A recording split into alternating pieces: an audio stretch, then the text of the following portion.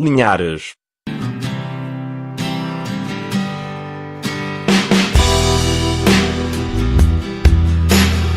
Vila de fundação medieval, com fural concedido em 1169 por Dom Afonso Henriques. Linhares virá a perder esse estatuto de centro urbano a quando da Reforma Administrativa Liberal de 1855, apesar do local ter conhecido a fixação de povos pré-romanos e existir registro escrito da passagem dos romanos, visigodos e muçulmanos. A história de Linhares está associada à estrutura fortificada e modelo urbanístico hoje consolidados no seu núcleo histórico. Tem origem no contexto gerado com a Reconquista cristã. Estabilizadas as fronteiras do Reino Português, Linhares continuou a ter significado estratégico pelo menos até ao século XVII, pois fazia parte do sistema defensivo que guardava a bacia do Mondego, na retaguarda das fortificações da Raia Beirã.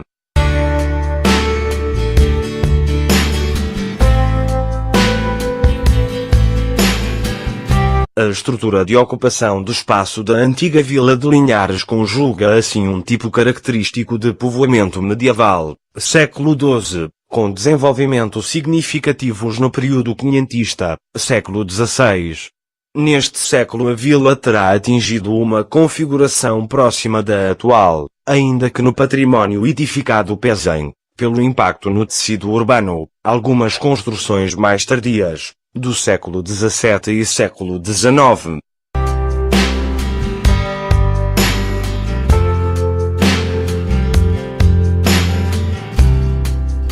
O castelo implantado num cabeço rochoso a cerca de 820 metros de altitude e dominando o vale do Mondego constitui o núcleo gerador do aglomerado. Na encosta, sobranceira à várzea de Linhares e cruzada por uma antiga via romana estendeu-se a povoação, com um sistema fortificado entregue a um alcaide e dispondo de pequena guarnição militar que defendia um território, bem como a sua população e bens. O foral prescrevia a autonomia conselhia e organizava a vida econômica e social do povoado. A estrutura urbana de Linhares e a disposição dos seus espaços fundamentais refletem esta organização militar, administrativa e social.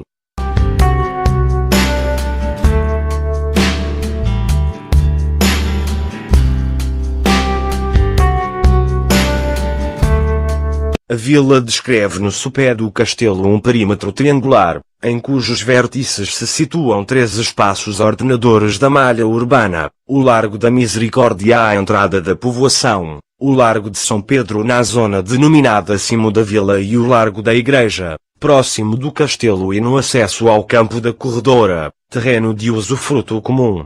Estes largos definiram-se em torno de igrejas, hoje desaparecidas a de São Pedro e constituíam o centro das paróquias de fundação medieval. Na base do triângulo e no ponto oposto à igreja matriz, localiza-se o Largo do Pelourinho, outrora o centro cívico da vila. A malha urbana desenvolvida dentro desses limites foi muito condicionada pela natureza acidentada do terreno e por limitações de espaço, onde as construções se levantaram sem obediência a uma planificação prévia. Daí os quarteirões irregulares, as ruas estreitas e de perfil sinuoso, as travessas a recortarem as casas umas e outras pontuadas por escadas.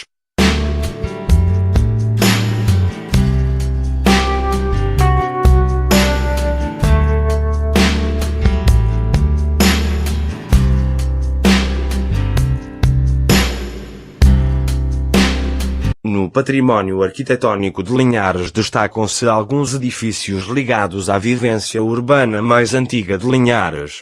Da assistência aos peregrinos, pobres e doentes sobra-nos o edifício do Largo da Misericórdia que acolheu 2 instituições típicas da sociedade medieval e moderna, a albergaria e o hospital.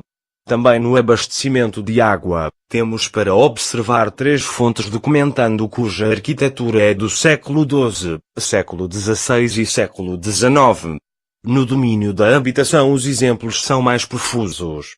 Além da casa tradicional e mais popular disseminada por toda a vila, contam-se as casas nobres dos séculos XVIII e XIX e destacam-se, pelo número avultado de testemunhos, aquelas que mostram janelas e portas decoradas ao gosto manuelino, quase sempre de moradias de proprietários abastados ou da burguesia ligada ao comércio.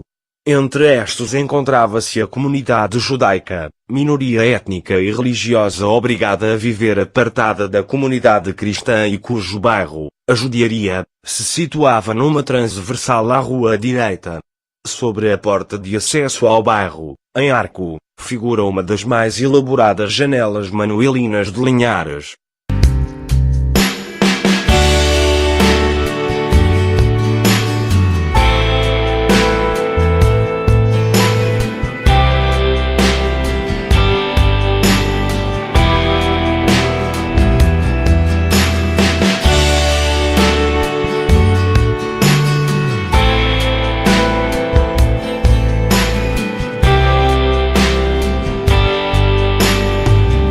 O castelo, integrado no sistema defensivo Beirão, foi construído a mais de 800 metros de altitude, num terreno desnivelado e rochoso. Existia já com Dom Sancho I e foi reformulado por Dom Dinis em 1291.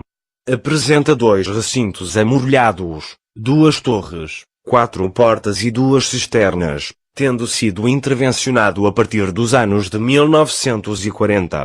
Trata-se de uma construção imponente integrada na linha de fortalezas da região Beirã. Esta importante estratégia defensiva foi sendo construída desde os tempos do fundador da dinastia para proteger o flanco leste do território de possíveis investidas inimigas.